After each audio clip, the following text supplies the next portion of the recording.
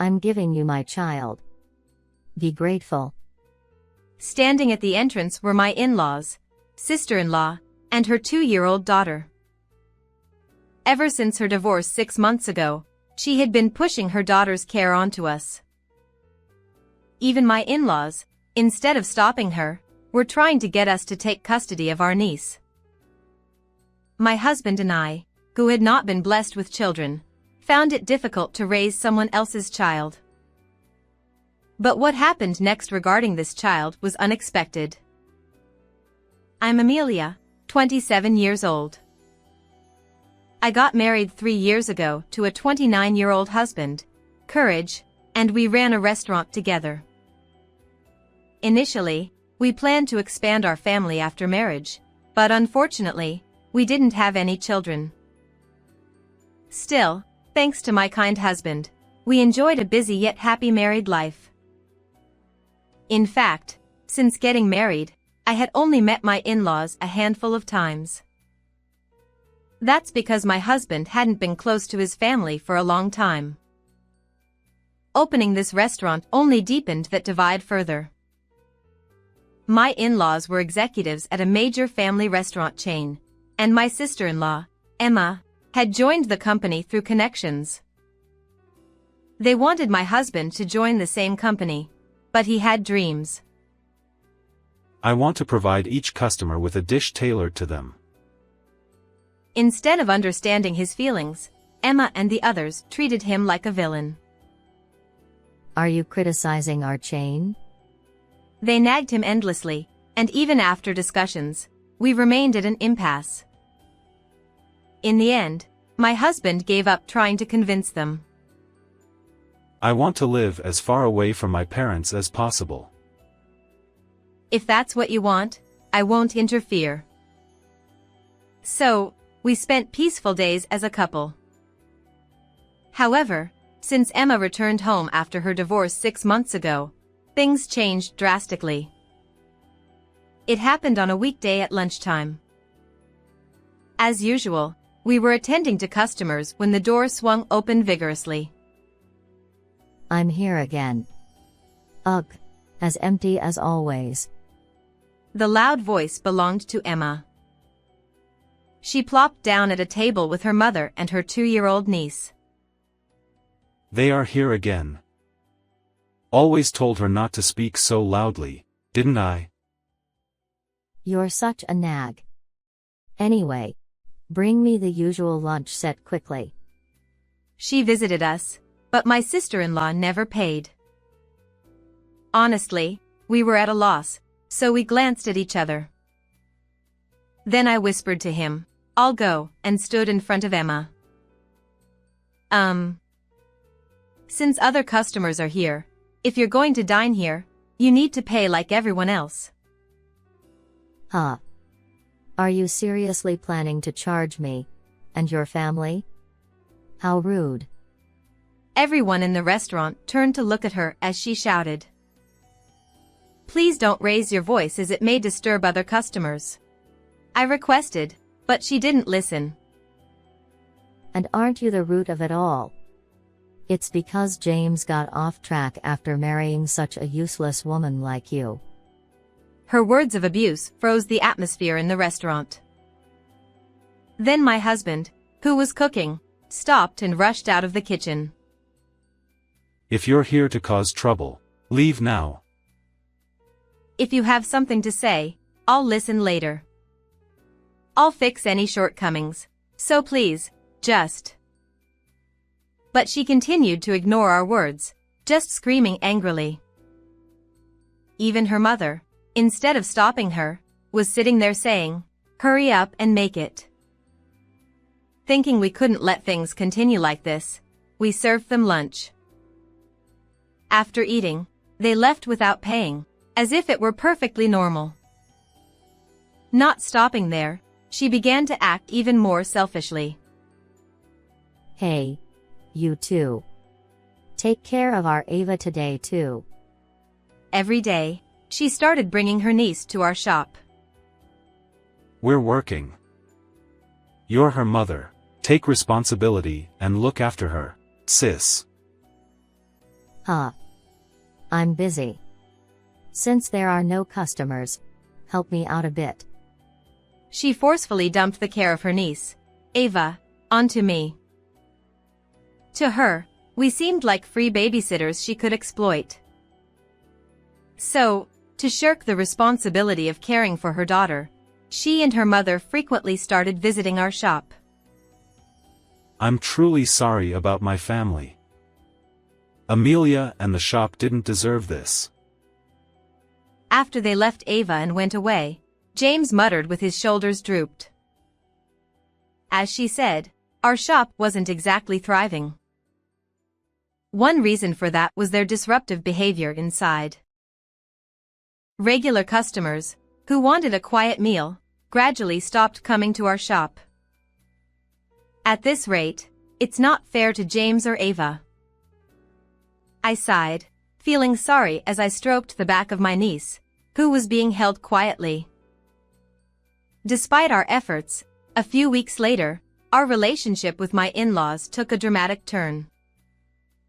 One evening, after finishing work and returning home, my in-laws and Emma didn't visit our shop but came to our house. As we opened the front door, Emma forcefully pushed Ava into our arms. I'm giving you my child.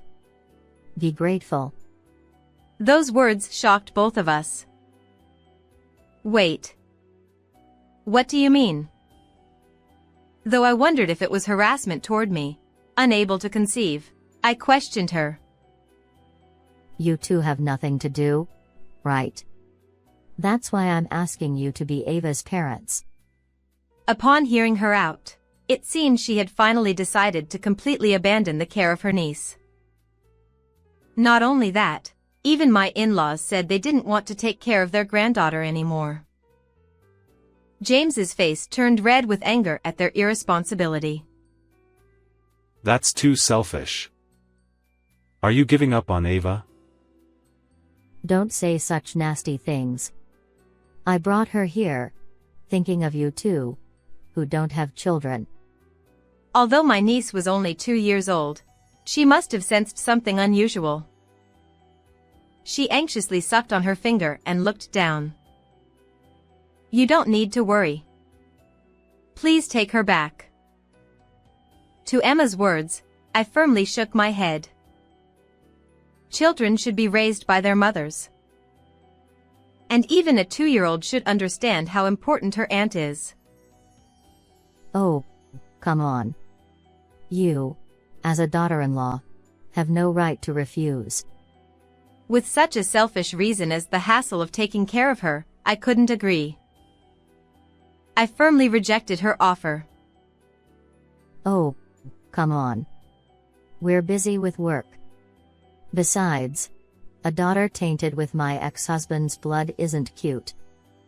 At that moment, Emma blurted out those irritating words, and I was greatly shocked. As parents, such words should never be said. And yet, even my in-laws agreed with her and said they felt the same way. Even though you're with them, this child is pitiful.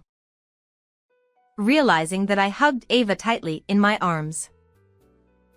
At that moment, my maternal instinct sprouted, and I was overwhelmed by an unprecedented sense of mission to make this child happy. Understood. So, is it okay for Ava to be our child? When I asked firmly, Emma smirked. Of course. Also, we'll specially sell you baby items and toys. We don't need them anymore, so buy them all.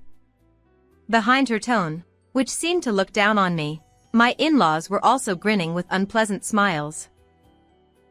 They were not only shirking their parental responsibilities but also trying to make money. People who were truly beyond redemption.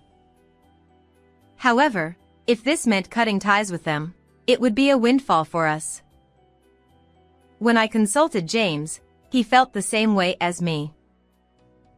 Fine, understood. We'll buy everything at your asking price. In return, don't ever show your faces in front of us again. With a determined attitude in my response, she came close to me. As a daughter-in-law, you're being too arrogant. Even if you don't say it, I'll do it anyway. And then, be prepared for a big bill later. With just those words, they quickly left. Later on, as Emma declared, she packed Ava's toys and clothes into cardboard boxes and sent them cash on delivery. Inside was a bill for $15,000. With our shop barely attracting customers and our finances in a mess, I can't afford extravagance for Ava, but let's use the savings I've been accumulating since my single days. But isn't that too much? They're not even brand items. They shouldn't cost that much. To be honest, I'm worried about depleting my savings. But I think things Ava used to use will make her feel more comfortable. Watching him silently ponder for a while, waiting for his response, he agreed with my opinion. You're right. It's better to use things she's familiar with than to buy new ones. Thank you, dear. From now on, let's protect this child together. Thus, we decided to raise Ava as our daughter. From then on, our lives became busy, juggling between running the shop and raising a child. However, with the in-laws no longer visiting, our mental burden decreased, and we always loved children. Above all, Ava was so cute that we were willing to do anything for her. And what changed wasn't just that our family had grown. It was busy again today. Yeah. I never expected our shop to have long lines. Returning home after a day's work, we smiled at each other. Surprisingly, our restaurant, which had been struggling to increase sales, was bustling for the first time since opening. The beef stew we recently added to the menu had spread on social media, becoming famous without us knowing. What was curious was how we started offering the beef stew. Never expected to get such a chance from Ava. While gently stroking her head, which could only speak a little, I muttered. While I was thinking of a new menu, Ava suddenly said, "Beef stew." Surprised, and since we hadn't offered beef stew yet, I made the beef tender and used the sauce we always used at the shop. Moreover, just like James always does, I served it in a way that suited each customer. And it unexpectedly became a huge hit. Moreover, whenever I thought of a menu, Ava would whisper lasagna or pudding, and when he arranged them and served them, they were well received. Customers expressed how they wanted to try these kinds of dishes, happily enjoying them. The previous financial difficulties seemed to have disappeared, and our life became more colorful with her. I wonder if Ava has some mysterious power. Probably. The other day, when I was looking for my glasses, she was staring at the back of the shelf. And when I searched, they were there. Well, Ava, you're amazing. Of course, thanks to James' arrangements too. As we praised her, Ava and James tilted their heads and then smiled happily. Their appearance was as if they had been parent and child for a long time. I was worried about how things would turn out at first, but if it continues like this, we can give Ava a good life. Even in everyday scenes, I was filled with such happiness. But then, something unbelievable caught our eye. Huh. Could this be? Take a look at this. As James opened his phone to check a message, he exclaimed in surprise. Curious, as I peered at the screen, a news article was displayed. And its content shocked me, causing my eyes to widen.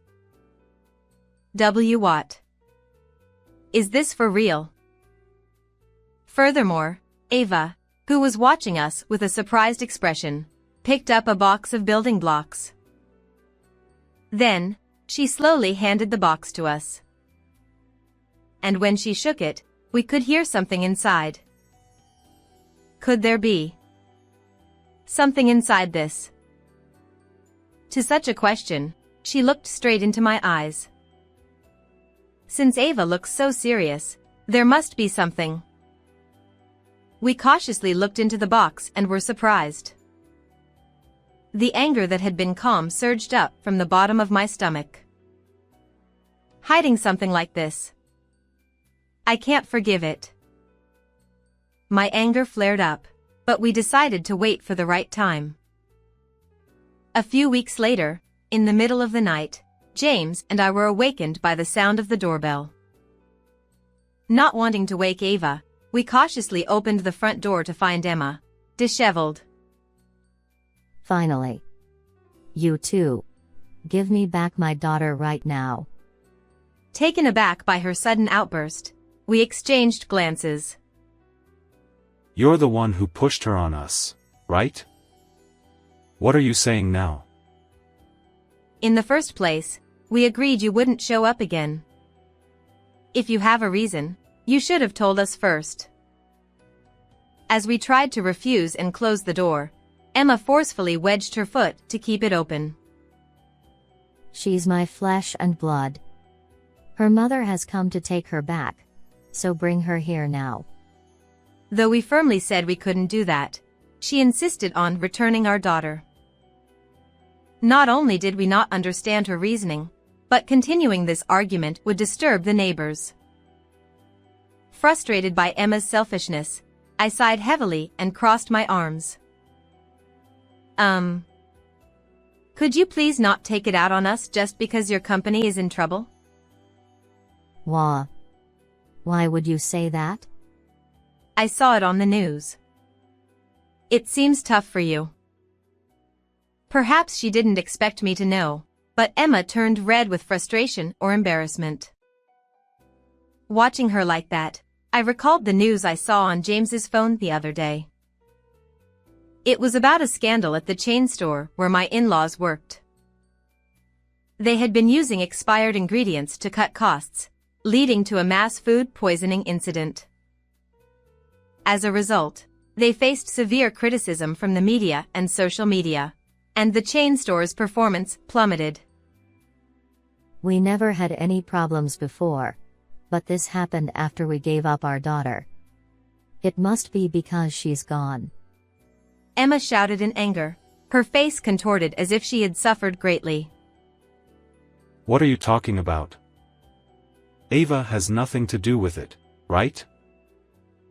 No, she's involved. Ever since then, we've been through hell. According to Emma, their misfortunes didn't stop there. Her mother lost a wallet with a large sum of money. Her father got into a car accident and had to pay $3,000 in compensation to the other party. And a series of depressing events kept happening. And Emma began to insist that Ava was the cause of it all. Your shop has been thriving since you took in Ava, right? It can only mean that girl is involved. Those words made us fall silent involuntarily. I won't say everything that happened in my in-laws' house was her fault, but I couldn't deny that there was something mysterious about that child. While luck continued to favor us, trouble was brewing in my in-laws' house. I wonder if we should help them a little. Even though they had caused us distress, it was painful to see people suffer. Just as I was about to speak, Emma began shouting again. With her around, we'd be fine. This misfortune is going to fall on you. While we held her back from entering the house, my fleeting sympathy vanished in an instant. We will never give Ava to you. Even though it's only been a few months, we cherish Ava as our child. To demand we hand over our precious child for your benefit, we can't possibly agree to that. We glared at her with stern expressions. Shut up. Shitty wife. Don't you dare speak ill of my wife. Your greed is ugly. I am far more devoted to Ava than ever will be. No matter what you do, I won't give her up. So please leave. Above all, I couldn't forgive Emma for treating our precious daughter like a commodity. And our shop thrived because James tailored each dish to suit individual tastes. To make the most of the hints from Ava, my husband served dishes with flavors like rich, light, or a little spicy to cater to each person's preference. And the presentation varied as well. For women who wanted to post on Instagram, edible flowers were sprinkled, while for hearty eaters, large portions were served, which became a topic of conversation, and our shop flourished. Even so, without Ava, you wouldn't have lines outside, would you? While Emma had a point, I strongly believed that James's consideration for customers was the real driving force behind our success. Return my money-making daughter. To call Ava that way is contemptible. He stared at Emma with a look that seemed to say, pitiful. No matter how much you cry or scream, my feelings won't change, so please give up. I don't want to see your face anymore.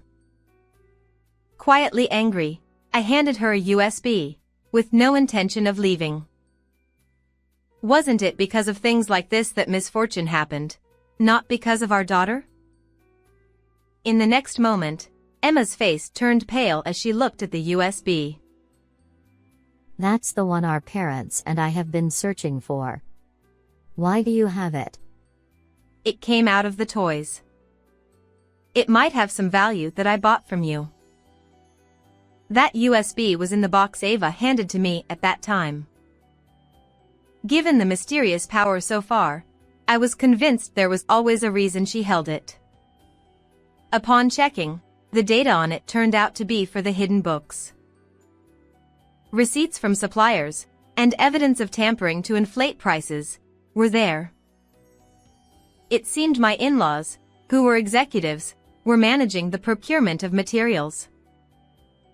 Abusing that position, they overcharged the company for purchases from suppliers and embezzled the difference. Moreover, calculating the data on the USB, the embezzled amount was $1 million. Ava must have sensed something and hid the USB, which was crucial to my in-laws, among the building blocks. Even though we couldn't find it after turning the house upside down. Unbelievable. We're the ones who are surprised. What on earth are you doing? Shut up. Don't look at the contents. Give it back. Emma, who snatched the USB from my hand, looked relieved. I've already contacted your company about this. Realizing it was too late, Emma began to tremble at my words. If embezzlement gets exposed, our lives are over. And then, her initial confidence vanished, and she collapsed, sobbing. I apologize for everything. So please, call the company and tell them it was a mistake. I shook my head decisively and looked at her with a cold gaze. Not just me, but our parents will also be in big trouble. Please, help us. No matter how much she begged, it wouldn't erase her attitude or her crimes. Looking at James, he muttered, absolutely unforgivable. There's nothing more we can do. Accept reality and give up. When I told the sobbing Emma that, she started dialing the phone with trembling hands. The voices of my in-laws could be heard. After she explained the situation so far, there was a scream of what? Then they told me to switch with them. As soon as I picked up the phone, my in-laws pleaded with me repeatedly, please do something, and I beg you. I listened silently, but after a while, I took a deep breath and said this. Hey, you guys. Please pay for the sins you've committed. Goodbye. With just that, I ended the call and handed my phone to Emma. think about it again. If you want to raise Ava, I'll give her to you. Is that okay? Surely, no matter how much we talk, we won't understand each other. Please leave as you're causing trouble. If you don't go back, I'll call the police. Emma flinched and stepped back, so I mercilessly closed the front door. Peeking from the upstairs window, she walked away slowly, her back gradually disappearing into the distance. Our ties are truly cut now.